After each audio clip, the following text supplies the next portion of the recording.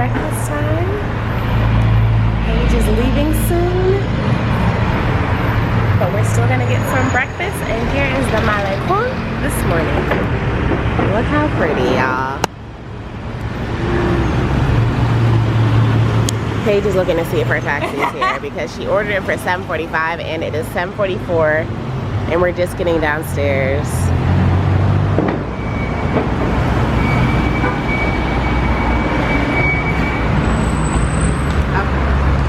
Everything's good.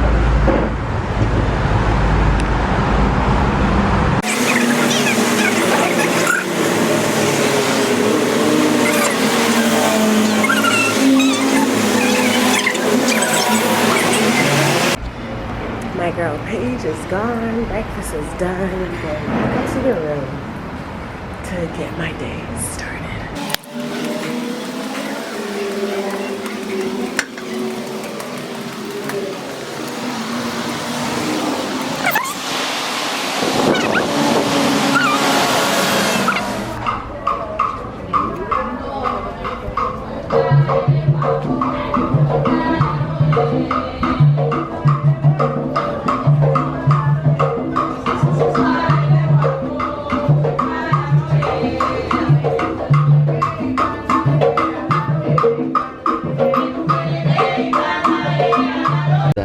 First of all, Santeria is meant to solve problems on the daily life basis. That's why they say, that's why we say here in Cuba that Santeria is far more practical than Christianity.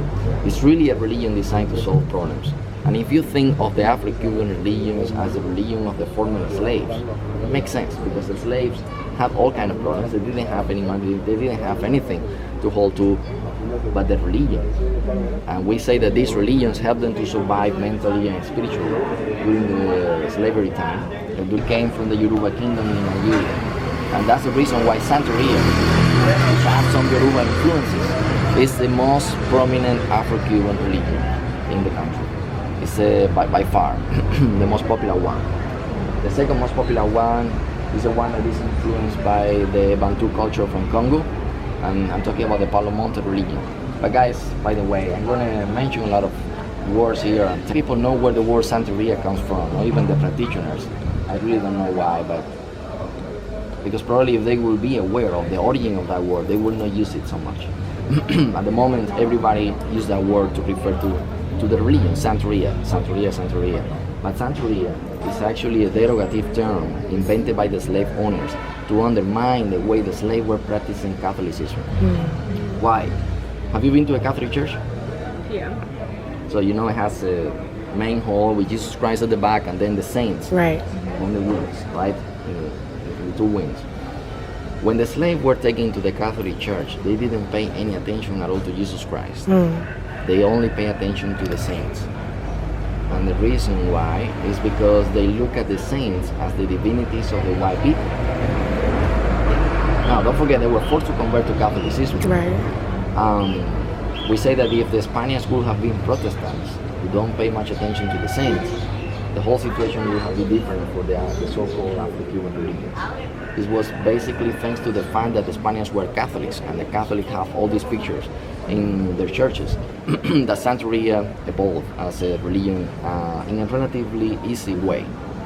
Talking about Cuba, Santeria is worshipping many divinities. The people who practice Santeria, they are worshipping the different kids of Olofi, the godfather.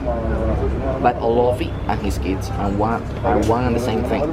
So at the end of the day, it's just one saint, one divinity. And these kids and nature are one and the same thing. So the idea that Olofi and his creation is the same thing is a very common idea to the people who practice Santeria. So from that perspective, it's not that different from Christianity. The idea, it's just that they replace the concept of the Holy Spirit with nature, which is again, don't separate that from God, okay? It's the same thing.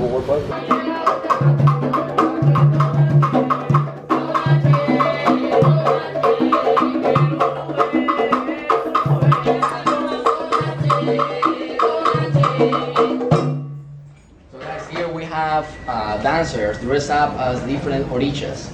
Here, for example, in the color red and black, we have Elewa, the one that we talked about, the one that is seen as a child most of the time. LY, as I told you, is representing polarities in life. Is representing the constructive energy and the destructive energy, the positive energy and the negative energy. So LY is the builder and the destroyer at the same time, the child and the old man at the same time. Now LY, whenever he sings as a child, he likes money, candies, and toys as offerings, and when he sings as an old man, again, he likes cigars and rum. LY is using that tool that she's holding in her hand to open our path during our lifetime. Then here in the blue color, we have Yemaya. Yemaya is the universal mother. We haven't talked about this Orisha. Yet. Yemaya lives in the surface of the ocean. It's very interesting that when she's dancing, she's trying to imitate the undulation of the waves in the ocean.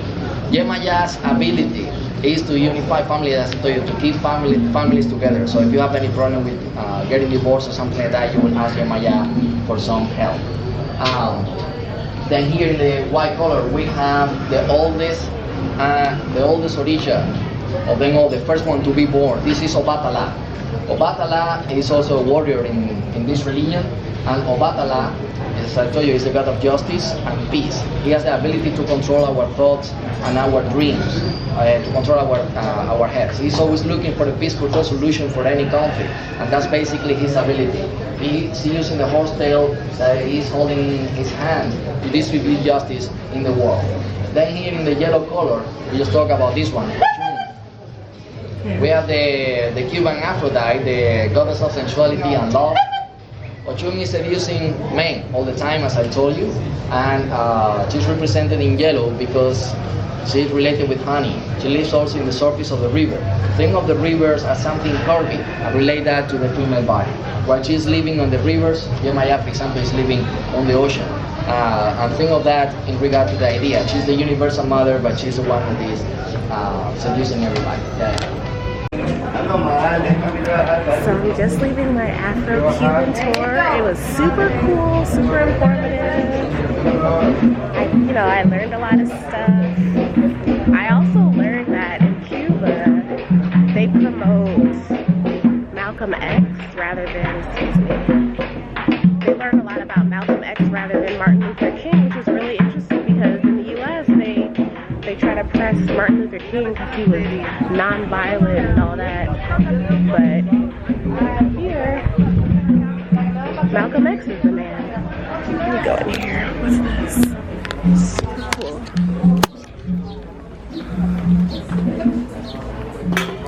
I don't know what I'm looking at, but it's art and stuff. Oh, this is just a little... This reminds me of the little area in Harriet the Spy. Yeah. Juste regarde-moi. Oh, sorry. C'est bon? Ouais. Excuse me.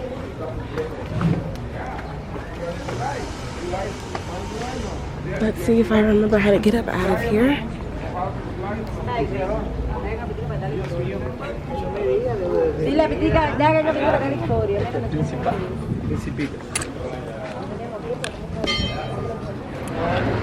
So, more fun facts from the African tour. The yellow dress Beyonce had on and her, I don't know, I can't remember which. I think it was like, I don't remember which song it was, but she was hitting the baseball bat and stuff in the video. She was like summoning a Cuban, Afro Cuban god. Yes, thank you. She was summoning the Afro Cuban like god of fertility, and then she was pregnant with twins after. So they, like the Cuban people think like, wow, she summons the Afro-Cuban goddess, the yellow one, that's what they call her, and it worked because she was pregnant with twins, so it double worked for her. So that was pretty interesting because they say she came to Cuba right before all that stuff happened, so that was pretty cool. So I'm lost in these Cuban streets because I walked from my Airbnb to Calle Jamon. That's where the Afro-Cuban tour was. I'm just trying to find La Malecon, and then I'll be able to find my Airbnb. I don't feel like unsafe or anything. Everybody's super friendly. There's really nobody out here. The people must be working, which is, that's good. I'm just lost in the sauce. Just got to my new Airbnb. It's in a pretty cute neighborhood. Now I'm gonna walk to my cooking class. I'm super early, but I have nothing else to do, so I gotta do something. I just might as well just walk there, get my steps in, and burn these calories, okay? Skinny one day. Super cute here, it's super green. I love green. I love the lush look. The lady that checked me in, she's a nice little Cuban lady. She knows some English, so that's good. I'm gonna try to follow the directions. If not, I'll just be lost in the sauce again. Okay, adios. Okay, thank you. So I'm really proud of myself. I walked down the main streets of Cuba, Habana, La Habana, and I found my cooking class. They're not really main streets. The people are super nice. Like, a couple people helped me along the way because I was looking a little lost, just a little bit. But I knew where I was going. They also don't have street signs here, which make it super hard. Like walking down the residential areas, they would just have like rocks on each corner that would be like M and 27th or something. Like one side would be like the M and the other side would be 27. So it would show, you know, M was going this way and 27 was going that way. But I guess being from America, I'm used to looking up and seeing, oh, here's the street. And then for the other streets, I just had to ask people because I didn't know where I was going. But I found it.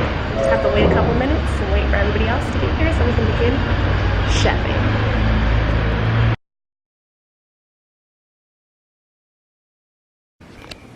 So I had a really good day today. I went to my Afro Cuban cultural religious tour and I learned a lot there. And then I went to my cooking class and it was put on by a really cool, awesome Cuban family, super nice. I learned a lot there. I learned some Cuban dishes with a family that was from Atlanta and Chicago, and they were super nice too. What was really the most interesting part was the woman putting the cooking class on, teaching us all these dishes. She's a part of one of the Afro Cuban religious groups that I learned about earlier today. The biggest one that's in Cuba, Santeria, I believe it's called. And she's going through her spiritual rebirthing process. So you have to wear all white for a year, cut your hair, go through all these different ceremonies and everything. But it was super interesting, you know, learning about it and then actually seeing it in action, you know, seeing a person going through the process.